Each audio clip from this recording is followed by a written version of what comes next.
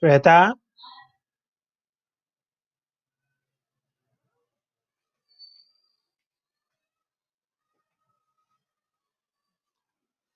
so is the screen visible?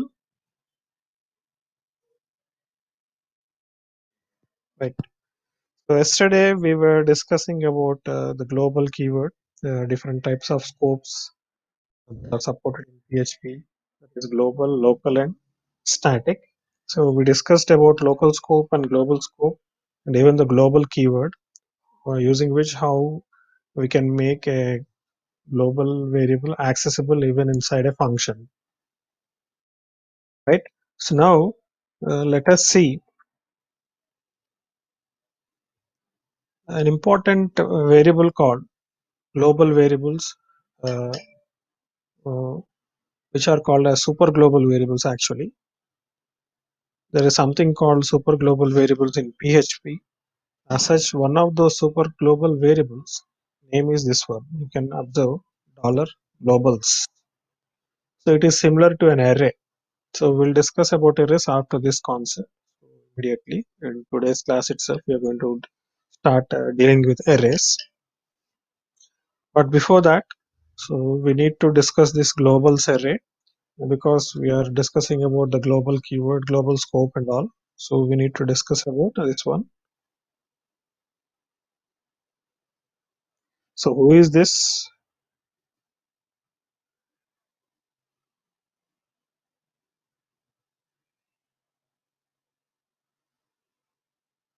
So who is this student 04F11.88A? Who is this?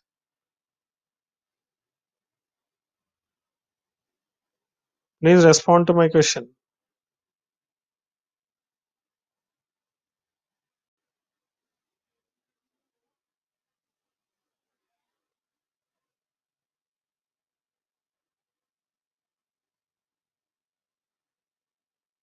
So PHP uses some global, super global variables or arrays, we can call them as. So we have an array called $globals. Uh, So we are going to use this global array instead of using that global keyword and all. We can use this globals array. So the name of that array will be like this $globals. Even the arrays also must precede with a dollar sign, just like variables how they are preceded with a dollar symbol. Even arrays names also must precede with a dollar sign. Okay. So there is a array called $globals. So what is this globals array? So if you look at this program, $x and $y are created as global variables because they are declared outside the function, and both of them are assigned with 5 and 10 respectively. And then if you look at the function myTest, the same program that we have seen in yesterday's class, at the end of the yesterday's class, it is modified a bit in this program. Now here you are able to see the myTest function and look at how the array is used. $globals of y is equal to $globals of x plus $globals of y. So what is this array and how why you are using the index value as a character? Dollar globals of y, $globals of x, and $globals of y.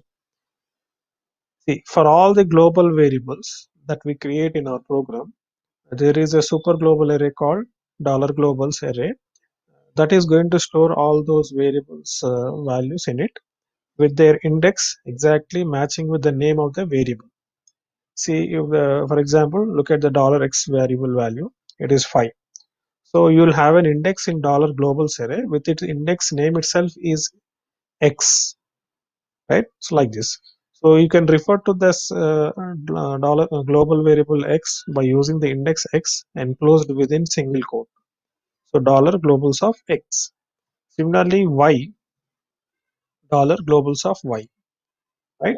So if I write this $globals of y is equal to $globals of x plus $globals of y, it is nothing but equal to $y is equal to $x plus $y.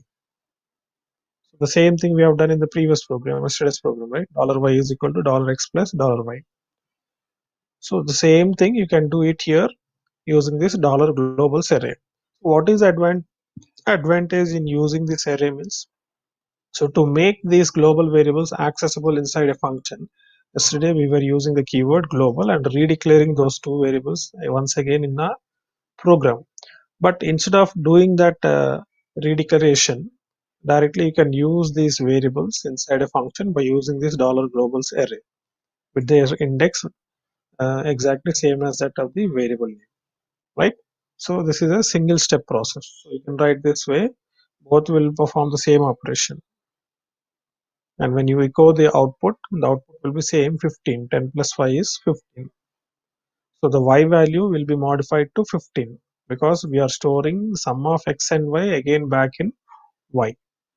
So before performing this operation, x value is 5 and y value is 10. So after performing this operation, it will become x value as 5, it will remain as it is, and y value will become 15. And when you echo the value of y, it will output 15. Okay, so this is about globals array. This is called as a super global array. We'll discuss about the super global arrays. There are many super global arrays. So as and when required in each and every topic, we are going to use those super global arrays. So don't worry about them. Super global arrays, in the sense, they can be accessible from anywhere, not just in your PHP single program. Any other PHP page also, there also you can access it. So, and hence we call them as super global variables. So when you say global variable in this program, this x and y will be accessible in this PHP page. If you go to another PHP page, there also if you want to access, you can access using this globals array, right? So similar to globals array, there are many other arrays which are called as super global. Super global in the sense they are available in not just one PHP file, they are available in the entire applications, all PHP files, and hence they are called as super global arrays. Okay, now now that we have completed local scope and global scope, let us see the last one, the static scope. So what do you mean by static? When a function is completed or executed, all of its variables are deleted. Once the function execution completes, all the variables that are declared within that function will be deleted. It happens so even in C program and Java program also. However, sometimes we want a local variable not to be deleted. We may need it for a further job. To do this, use the static keyword when you first declare the variable. Then each time the function is called, that variable will still have the information it contained from the last time the function was called. So that means what? The value of that local variable will persist between various function calls. You must have learned something called storage classes in C language. So you have 4 different storage classes in C language, right? What are those? Automatic storage class, static storage class, register storage class, and external storage class, right? So there, if you look at static storage class, what is the meaning of static? Once you declare a variable as static variable in your C program, even though the function's execution is completed, the local variables that are used in that function will still hold, they'll not be deleted from the memory and they'll remain in the memory. Next time when you make a call to that function again, the previous value which was there, that will be remaining as it is. So that is the meaning of static in C language. That is the purpose of static storage class in C language. So the same purpose here also you can use it by using static keyword. So the variable will still be in local to the function only. It will not be global variable, but it is a local variable. So scope is same. It is confined only to that particular function in which that variable is declared. But you can access the value of the value of the variable, local variable. In the previous call, whatever value is updated, that value can be obtained uh, the next call. So I'll show you with an example program.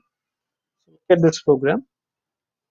The same function myTest is created, and we are declaring a variable called $x and making it as static by using the keyword static, right? And we are assigning a value 0 for this variable x.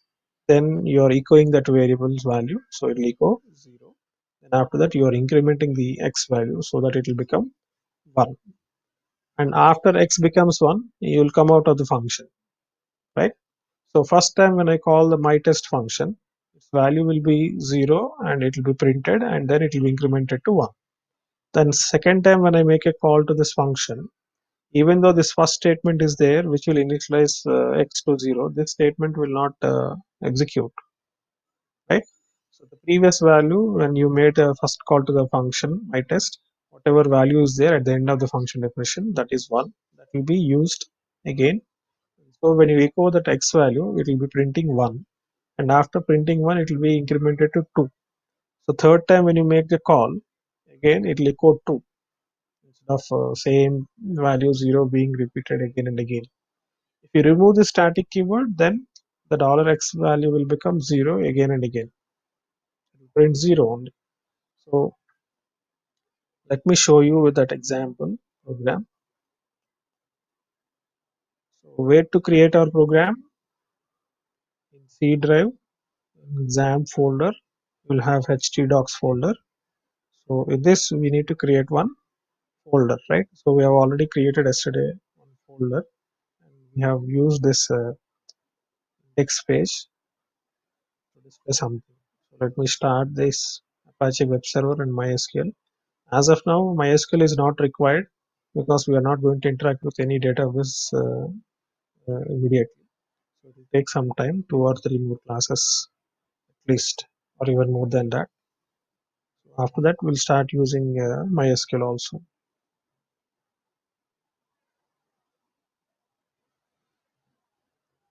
So this is a program that we did yesterday, right? So now, what I'm going to do is, I'm going to remove this global variables $a, $b. Then I'm going to declare static variable $x, assign it with a value 0. Then remove the statement. I'll echo this $x value. Then after this, I'm going to increment x value. Right? So what I need to do here is just make a call to this myfun 2 more times.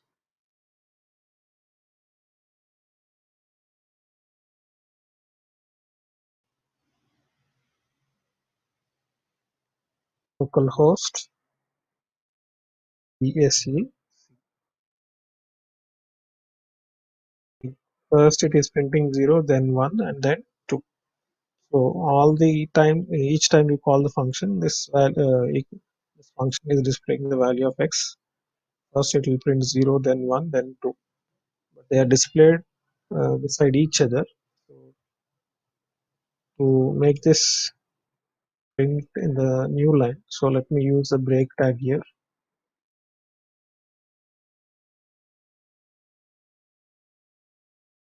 0, 1, and 2 are displayed in new lines. If I remove the static keyword, for example,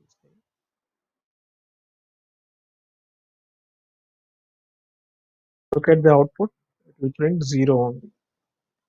So first time when I make a call to the function, I'm calling it 3 times, right? First time when I make a call to this function, x will be initialized with 0, then you are echoing that x value, then you are incrementing that x value, right? So once you exit from this function, what will happen to this variable? This variable will be deleted from the memory. So even though it was incremented to 1, so that 1 value will be removed. The complete x variable will be removed from the memory. So next time when you make a call again, what will happen? This variable will be created again newly, and it will be again initialized with 0, and the same 0 will be printed second time also. Then after that you will make an increment to that, it will become 1, but once you exit the function again, this variable gets deleted. So you make a call again third time, again it will be created one more time, and 0 will be assigned, and same 0 will be printed. But this is not the case when you use static. When you use static, what happens is this variable when you make first call to the function, this will be created and it will be initialized with 0, and then you'll echo that value, and then after that you'll increment it. So x will hold the incremented value 1. And once you exit from the function, even though you exited the function, this variable x will not be deleted. It will remain as it is with the previous value 1, right?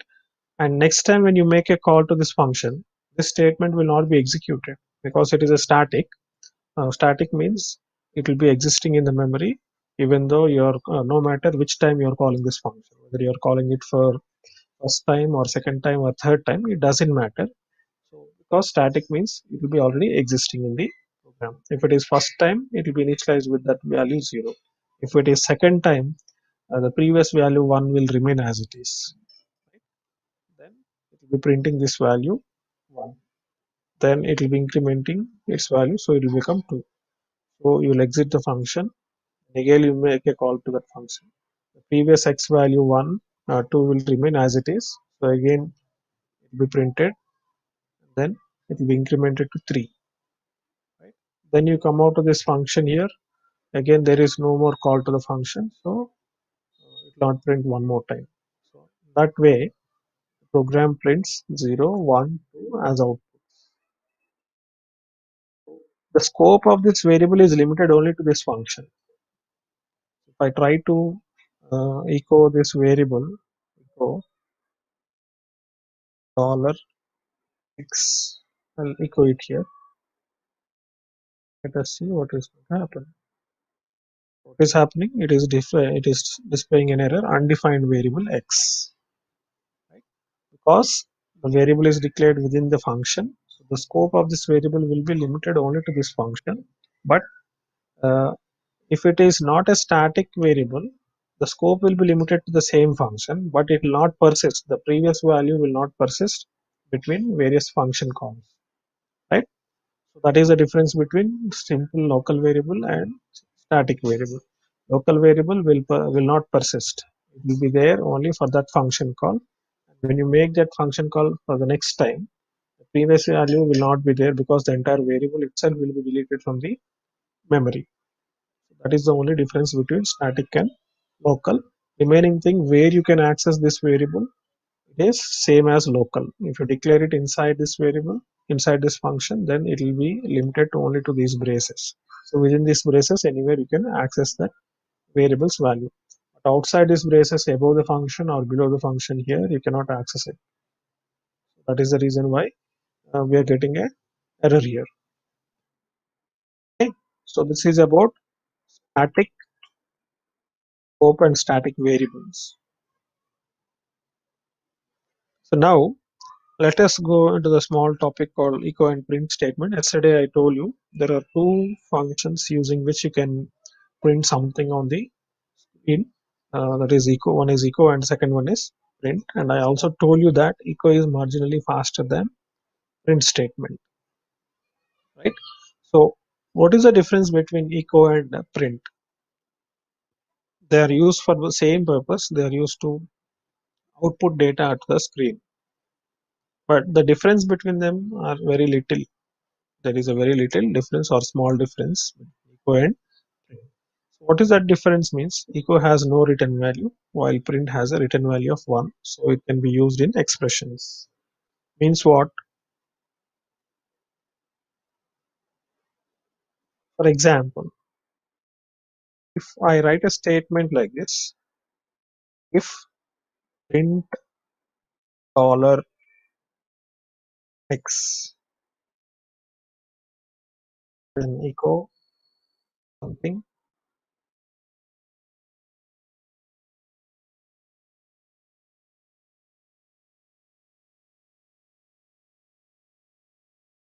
else or something,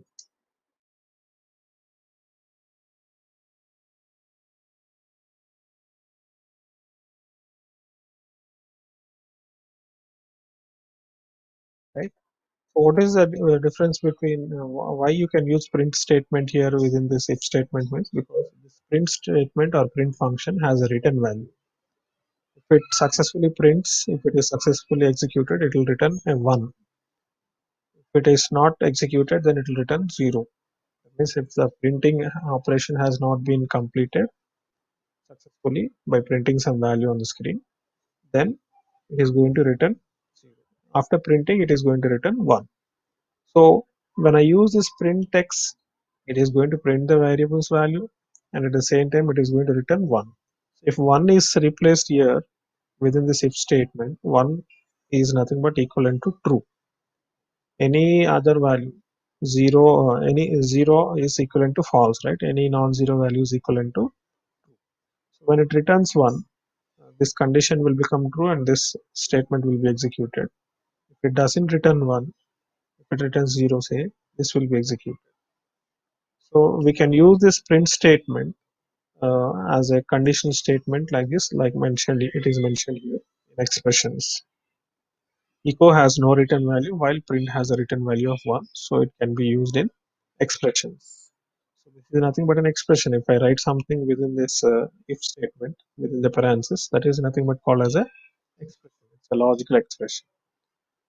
Okay, so we can use this print in echo statement. That is the difference. And coming to echo function, it does not return any value. That means it is equal to its return value is like void in Java and C. For every function, you will have a return type, right?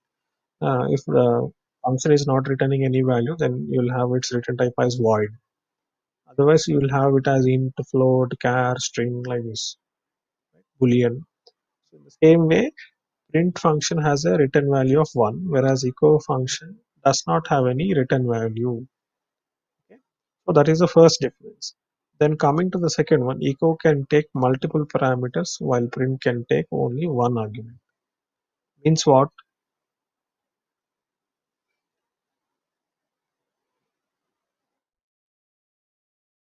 So after this hello, I can use a dot operator and use one more and can print another value, say welcome, like this. Both will be concatenated. Right? And after this hello, I can give a comma. Say, let me not use this one. Use this one.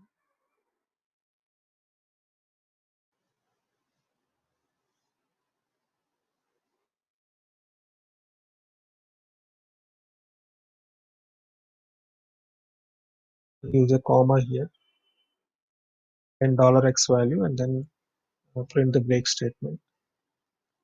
I'll remove this break tag also. Let's see what happens.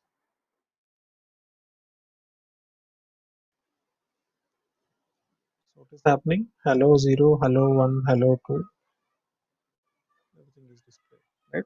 So if I use a break tag here, so I'll use a comma here, use a break tag here.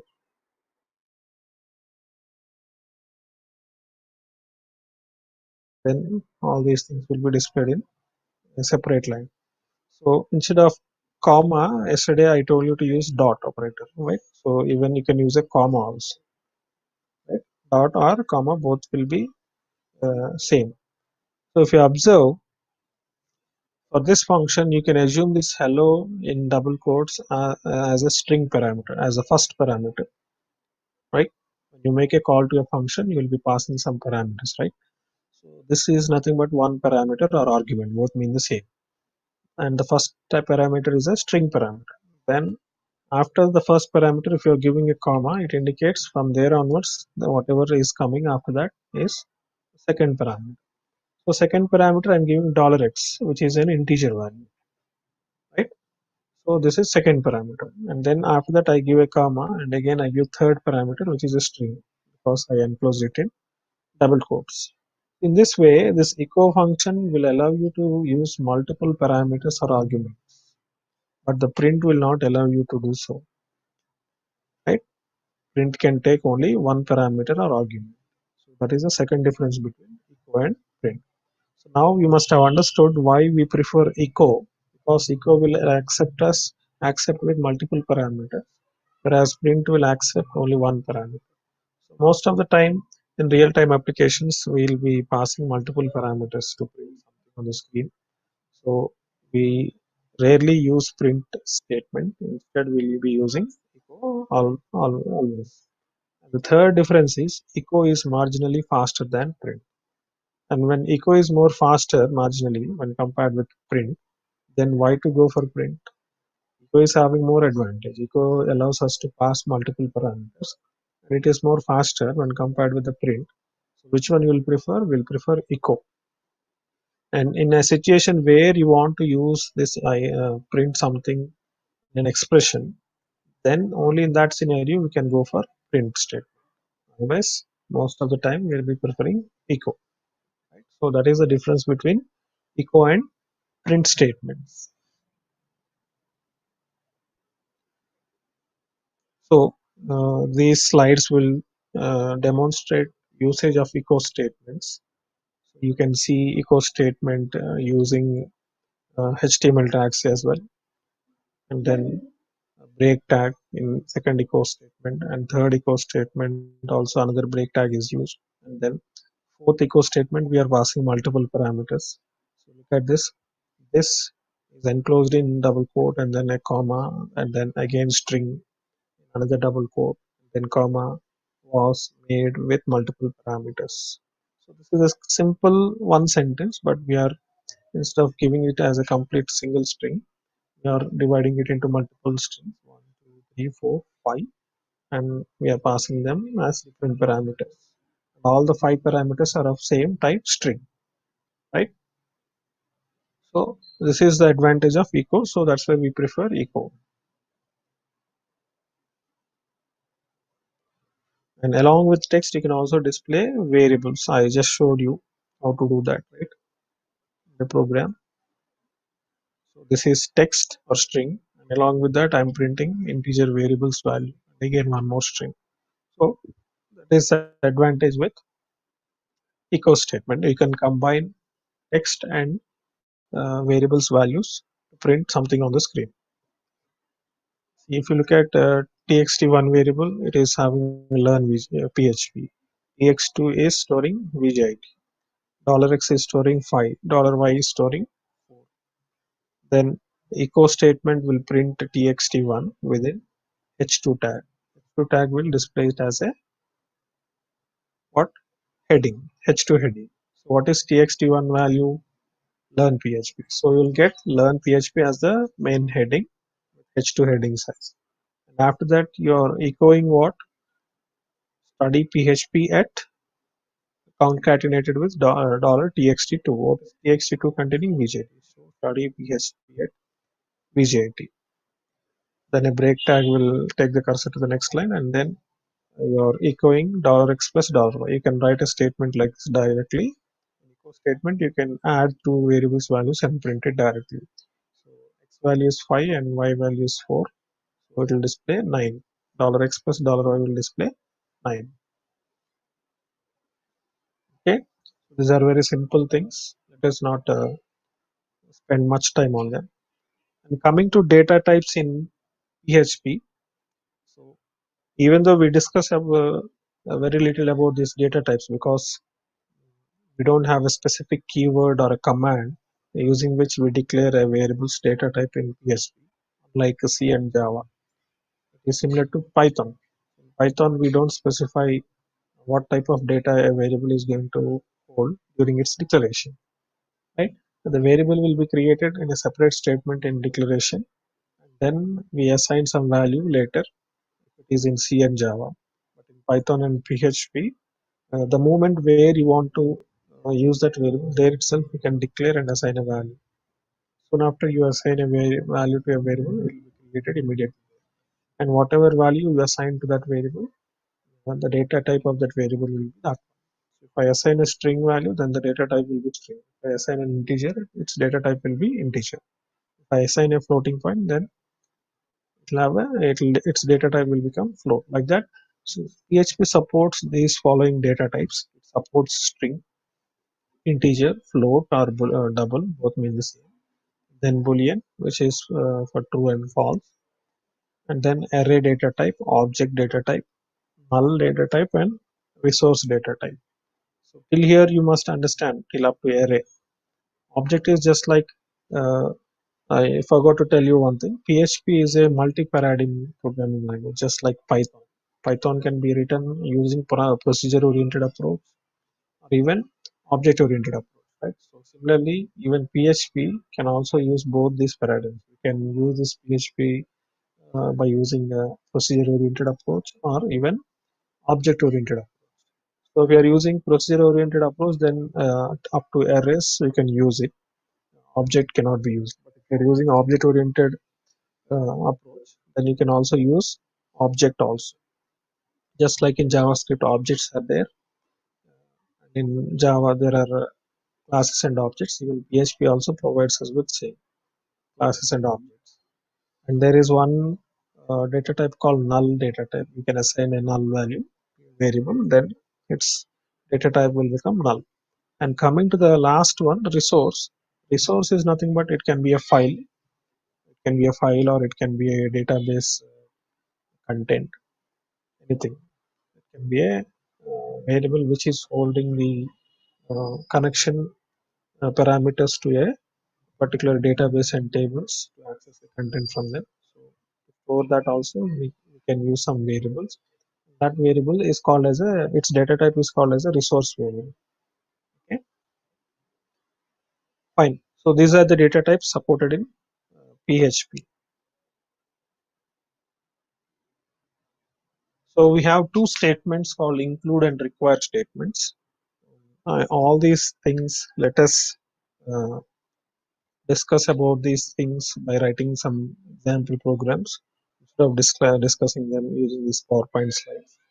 Let us start directly using them in our programs. So you will have the arithmetic operators, comparison operators, all the operators. So I'm not going to waste my time dealing with all these operators. They are almost similar. They'll be a little bit changed. So I'll only deal with those changes that we have in PHP. Other than that, every other operator is same as we have used in JavaScript, C, Java, and all. So they are almost same here also in PHP also. So let us not waste our time discussing about arithmetic operators, comparison operators, logical operators, assignment operators, conditional or ternary operators. We have all these operators, right? Only thing is arithmetic operators may have one or two extra. And even relational operators also will have some extra operators. We'll discuss them. So whenever we require them in our that context, I'm going to tell you about those operators. So I'll send you this PPT slide so you can go through that and you can easily understand about those operators.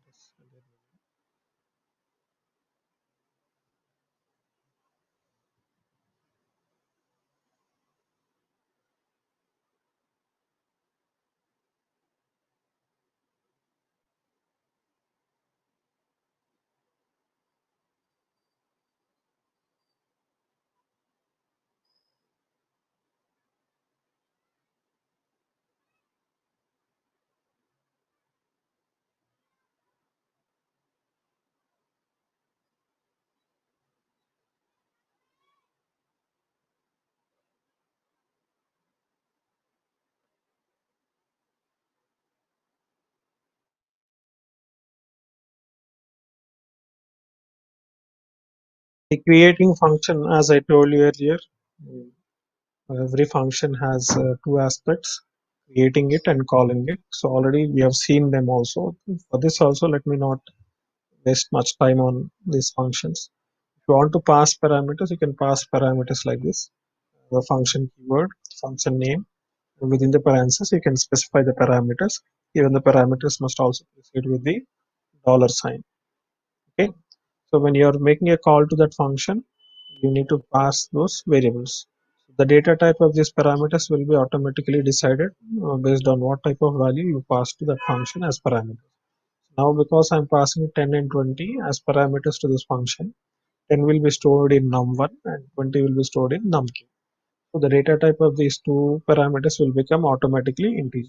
If I pass floating point, then automatically the data type will become floating point, right? So based on what type of value you pass, if you want to pass a string value, then pass that string value and by putting it in double quotes. Then this variable will store a string variable, right? So in that way, functions are very simple. They have the same syntax as it we have seen in JavaScript. So with the same keyword, function keyword, then followed by name of the function, and variables names must be mentioned within the parentheses. These variables are nothing but arguments or parameters. Right? So not much to discuss about these functions. So already we have started using that way functions in our program. If you want, I'll pass some parameters to this function and then show you how it executes. Say passing dollar $x comma dollar $y here.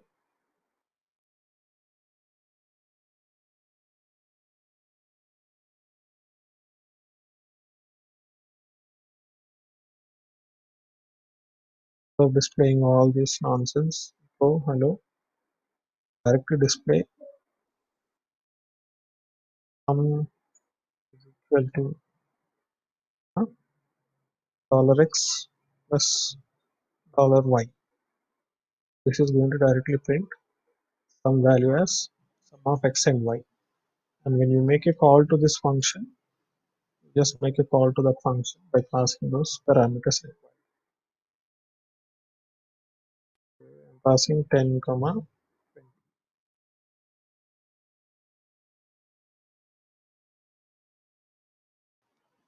So look at the output, sum is equal to 20, right? Or if you want to pass a different values instead of integer values, you want to pass string values. Close them in double quotes.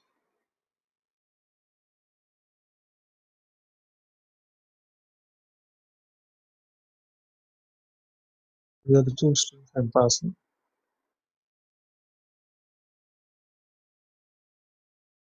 X dollar y must be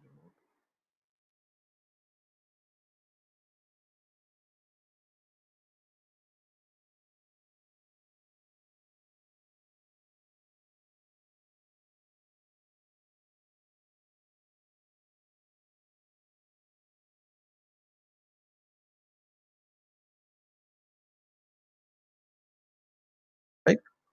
So what I'm doing is the first parameter I'm displaying directly. After that, second parameter I'm giving a space, white space, so that between the first string and second string you'll get a space. After that, I'm displaying the vice value, right? So this is how you can pass even string values. Now the data type of these parameters will become string. Shweta,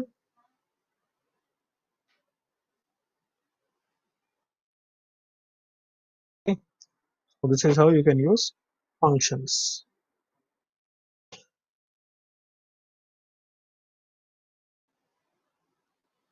Now let me get into the actual PHP concepts. This will be more interesting from now onwards. We'll see first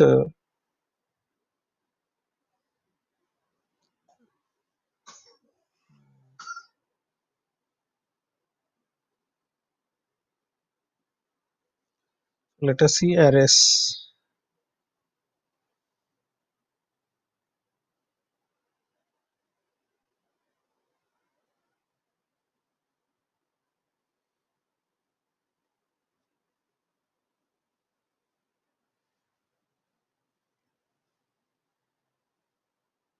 So I need not tell you the definition of an array and all, right? If you want, I'll send this PowerPoint presentation. I'll upload it into the Google Drive. No need to worry about this. So let us not spend time on giving the definition for an array. Array is a group of similar data items, right? Or it is a collection of similar data items. You can say. It means uh, array will allow you to store multiple values, but of same type. So coming to arrays in PHP, you can classify these arrays into three types: indexed arrays, associative arrays, and multidimensional arrays. Right. So Let us start with indexed arrays. Indexed arrays are similar to the arrays in C and Java.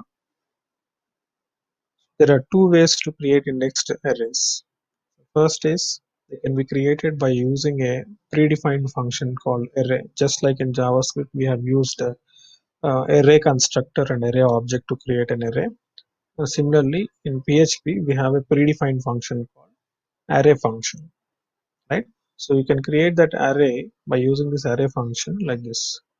So look at this array. The name of the array is cars. Even though it is an array, it is not a ordinary variable. It is an array. Even though it is array, as I told you earlier, it must proceed with a dollar sign. Okay, dollar cars is equal to array. How many elements you want to store them? You can use them as parameter to this array function by separating each one of them with a comma. And if they are string values, then enclose those values in string double quotes. If they are numerical values, so you need not enclose them in double quotes, right? And so by creating an array like this, Volvo is the first element stored in this array. In the array name is cars, right? So in cars of 0, Volvo will be there. In cars of 1, BMW will be there. And in cars of 2, Toyota will be there, right? So if you don't want to create an array this way, you can create by using the index like this one. You can assign dollar cars of 0 is equal to Volvo, dollar cars of 1 is equal to BMW, dollar cars of 2 is equal to Toyota. So this is how we do normally. Individual array, individual indexes values can be assigned by using their index values like this. We do it in for loop if it is in C and Java. Here also you can use a for loop. PHP also supports for loop. Even for each loop is also there. So we can use for each loop here, just like we have seen for each loop in Java. So we have a for each loop even in PHP also. Okay. So look at the example program here. The same array that we have shown here as an example is created with values Volvo, BMW, Toyota. Then the echo statement, if you look at the echo statement, I like concatenated with dollar cars of 0. What is there in dollar cars of 0? Volvo. So I like Volvo. Then after that, uh, BMW and Toyota. So means what? It will be displaying an output like this. I like Volvo, BMW and Toyota. So second value is dollar cars of 1 and third value is dollar cars of 2. So I like Volvo. This will be replaced with Volvo. Then comma, this will be replaced with BMW. And then after that and this will be replaced with Toyota. So what will be the output? I like Volvo, BMW and Toyota. So that will be the output of your program. So this is how you can use indexed arrays. So let us see some more examples and some other predefined functions that we can use with arrays. So there is a function called count function which we can use with these arrays. So what is the purpose of this function is it is used to return the length of the array. So we have length parameter or length property in JavaScript to obtain the length of an array, and even in Java also we have a length property associated with each and every array. So if you want to find the length of an array, you can use that array name dot length property, which will return the integer value, which is nothing but the number of elements stored in the array. So in the same way, we have a function called count function here in PHP. So if you look at the example here, this is dollar colors array is created with the name colors. It is storing 0 at index 0 red, index 1 green, and index 2 blue. And look at this program and the second point. In the same dollar cars is created with the array function Volvo, BMW, and Toyota are the elements. And to know the length of the array, what I'm doing is I'm creating a variable dollar $ARR length is equal to call the count function and pass as parameter the array name dollar cars. And this is going to return the length of the. Then you can use this length value in a for loop like this. So I'm using a for loop for dollar $x is equal to 0 semicolon dollar $x less than dollar $ARR length or semicolon dollar $x plus plus. The syntax is same as it is in C and JavaScript. But only thing is, if it is in Java, this X will be preceded with a int declaration. If it is C, we declare this int X variable at the beginning of the function definition and then directly use it as X is equal to 0, X less than some value, and X plus plus or X minus minus. So the same is the syntax here. Only thing is, all the variables will be preceding with the dollar sign, right? So for dollar $x is equal to 0, for dollar $x less than ARR length. ARR length is nothing but the count. So what is the count? 3. That means this will be replaced with 3, and X will be incremented after every iteration. So in every iteration, what you're doing is you're displaying the value stored at the index represented by X in the cars array. So dollar cars of X value will be initialized 0. It will display Volvo. Then a break statement will take the cursor to the next line. Then in the next iteration, X value will become 1, and it will display cars value at 1 index. So that is BMW. And then in the next iteration, finally Toyota. So after that, the loop will exit. Okay, so in this program, we have seen how to use for loop and how to create an array using array function, and how to know the length of the array by using the predefined function called count. So let me write this program in our folder and then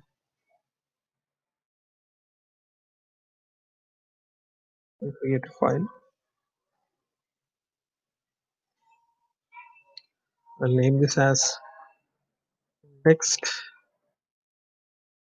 array.php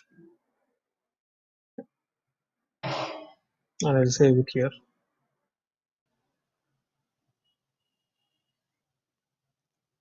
So directly I'm going to write the PHP. I'm not going to write any HTML tags and all.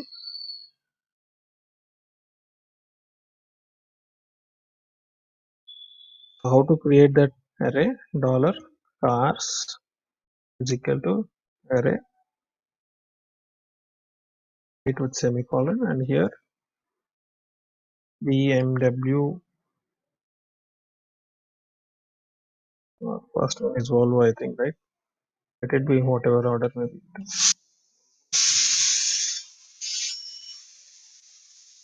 Toyota.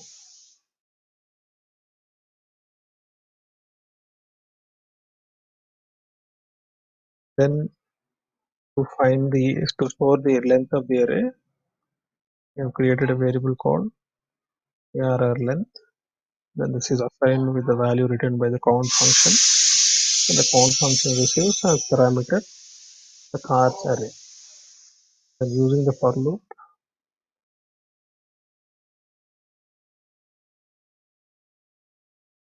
dollar, so instead of x, let us use I is equal to 0, dollar I less than dollar ARR length, colon dollar I plus plus. So this equal statement first will print dollar cars of I, right? Then comma, and use a break tag here, the same echo statement instead of using a second echo statement.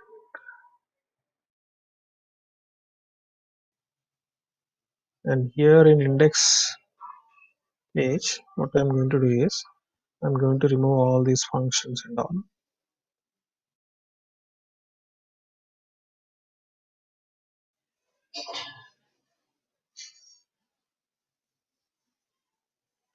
Remove all this list and all. Here, create an anchor tag.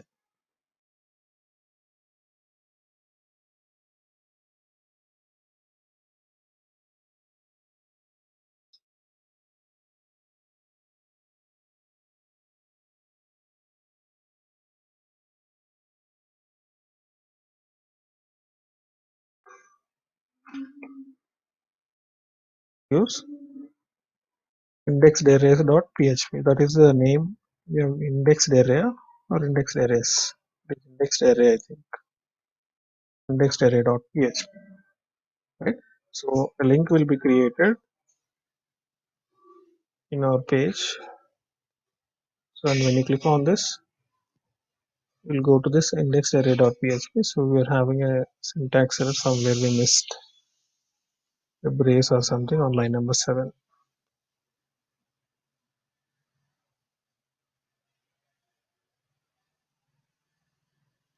We didn't give a semicolon here.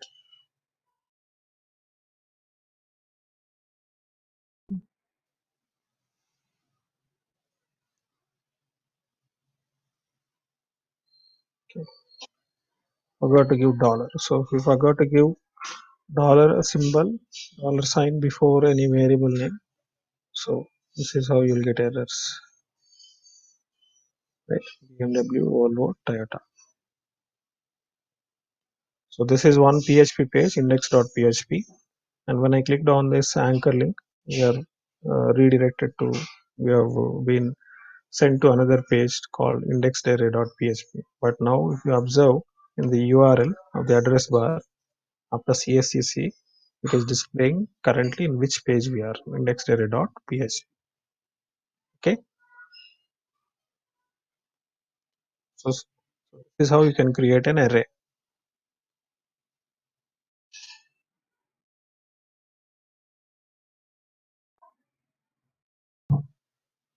So that is, this is about indexed arrays. Instead of string values, you can use numeric values, so that it will become a numeric array. Okay. Then coming to the associative arrays, these associative arrays are similar to the dictionaries in Python. You have learned dictionaries in Python, right? So instead of array having an index, which is either a numeric value or something, like in indexed arrays. In indexed arrays, what is the index? It is a numeric value, right? So we'll refer to a particular value of that array, element of an array, using the index starting from 0. It's a numeric value. Index is a numeric value starting from 0, ending at n minus 1, whereas n is the length of the array. But coming to associative arrays, instead of having index a numeric value, we'll have some string value, just like in dictionaries in Python, right? So dictionaries in PHP are nothing but same as uh, and they are nothing but called as associative arrays. Okay, so associative arrays are arrays that use named keys that you assign to them. Named keys are nothing but, in dictionary you'll have a key value pair. So index will be key and the element stored there will be nothing but a value. So we call them as key value pairs, right? So the same is the case here also. There are two ways to create an associative array. So the named keys can be used in a script.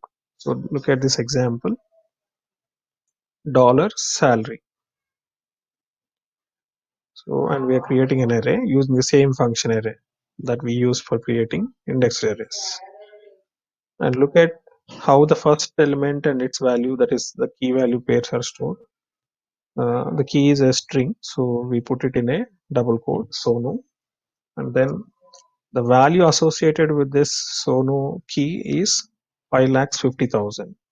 But even though it is a numeric value, I am storing it in the form of a string, so that's the reason I enclosed it in double quote.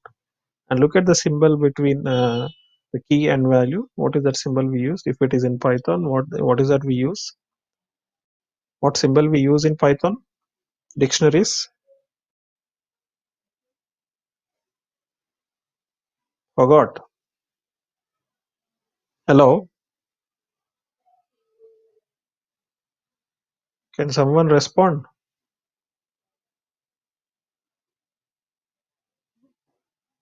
What is the symbol we use in Python dictionaries to separate the key and value pair? Every dictionary in Python will have a key and a value associated with that key, right? So how the key and value is separated? Which what symbol it is separated? Comma. Two different key value pairs are separated with a comma, but within a colon, right? But instead of colon symbol, we use this symbol, assignment operator followed by a greater than symbol, right? So this symbol we have to use to separate the key and value pairs in an associative array.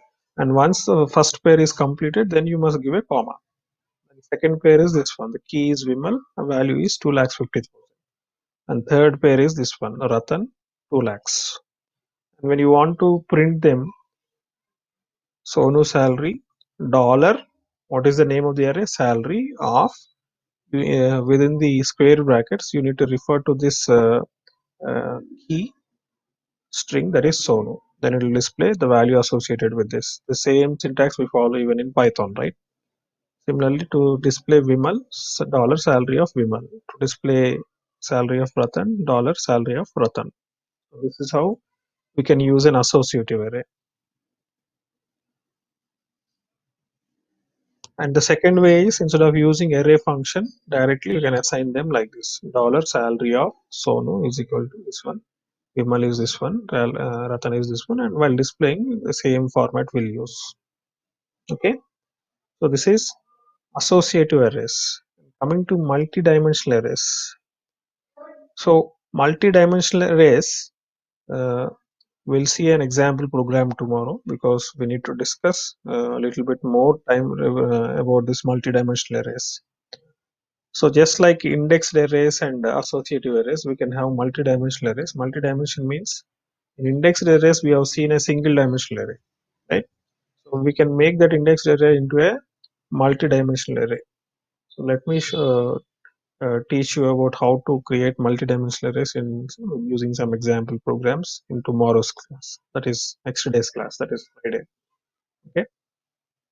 So we will use the same array function, but you can combine these multidimensional functions with associative arrays as well as indexed arrays. That you can make multidimensional arrays using either indexed arrays or using associative arrays.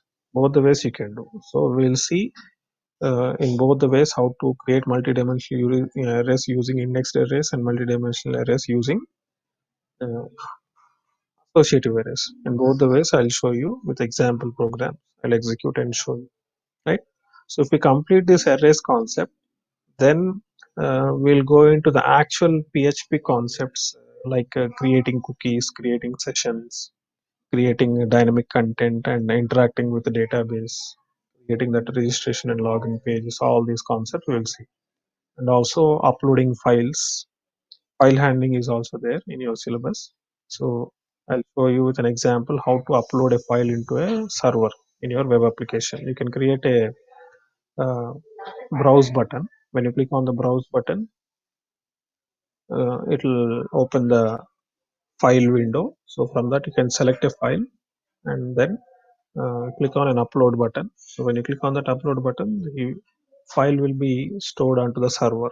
It can be stored either into a folder, separate folder, or we can store even into a database. So I'll show you how to store it in a folder instead of database, because database it will occupy more space.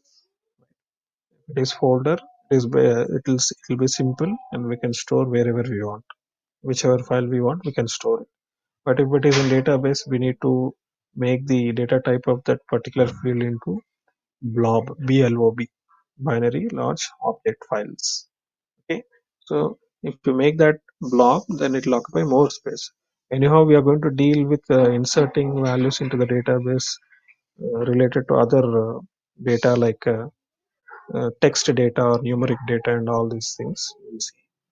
So we'll see how to upload files into a folder, a specific folder. In fact, uh, putting a file into a specific folder is difficult when compared with the database. For database, we can write along with the normal program only and insert into that file, into that particular table, into that particular field. But putting it into a folder is a little bit complex. So we need to know what folders are there already on the server, because client will not have access to the directory structure on the server. So we need to put it in a specific folder, or we have to create a folder within our program. Then we have to put all those files that we are uploading into that particular folder. It will be a little bit complex. We'll see how to upload the files into a folder only. Okay, not the database. Database we'll see in a different context, creating a registration page, login page, and then updating the profile. For all these things, we'll see how to interact with the database. In the next coming class, we are going to deal with multidimensional arrays, and once the multidimensional arrays are over, then we'll get into the actual PHP concepts.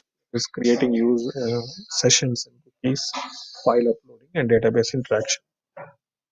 So with that, you'll get the complete knowledge of how to create a dynamic web application on your own. Fine. So you have already learned HTML, CSS, JavaScript, and XML. Now you are learning the server-side scripting language. So in that you're going to learn how to interact with the database and how to upload files also, how to create cookies and how to create sessions. So sessions is very important topic. I'll discuss about that session after showing you how to create that registration and login system. I have shown you one application, right? So that application, I'll take that application and I'll explain you uh, how to create sessions. What is the importance of sessions and what is the difference between cookies and sessions, right? So now I request if anyone has not texted your roll number, please text your roll number and then you can leave.